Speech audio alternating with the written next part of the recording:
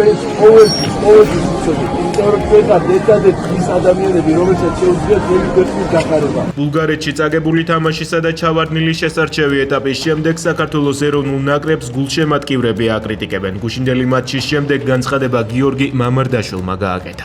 სწორედ ასეთ მომენტებში ჩანს ვინ დგას გუნდის გვერდით ბოლომდე წერს ნაკრების მეკარე. მამარდაშვილი ერთმანეთის გვერდში დგომის მნიშვნელობაზე საუბრობს. მთავარი მწვრთნელის თქმით კი ფეხბურთელებმა ევროპის ჩემპიონატის შემდეგ შიმშილის გრძნობა დაკარგეს. ადრე მათგან ისეთ შიმშილს ხედავდი შედეგის მიმართ, რომ მზად იყვნენ მოგების გამო მეტოქე შეეჭამათ, თქვა ვილი სანიელმა. ანტისამთავრობო აქციები ჩეხეთსა და სლოვაკეთში სამოქალაქო ჯგუფების მიერ ორგანიზებულ დემონსტრაციებზე პრორუსი რობერტ ფიცოს წინააღმდეგ კუჩებში ათასობით ადამიანი შეიკრიბა. პრაღაში კი მოქალაქეები საპარლამენტო არჩევნებში გამარჯვებული ყოფილი პრემიერის ანდრეი ბაბიშის წინააღმდეგ ევროკავშირისა და უკრაინის დროშებით გამოვიდნენ.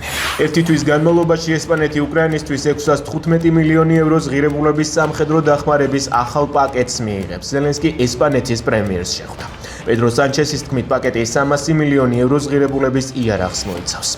ამერიკის შეერთებული შტატების სენატმა ჯეფრი ეპსტინის ფაილების გასაჯაროვებას მხარი დაუჭირა. დოკუმენტების გასაჯაროვების მომხრეა ტრამპიც. ეპსტინი ამერიკელი ფინანსისტი იყო, რომლის სახელის ტრაფიკინგსა და პედოფილიას უკავშირდება.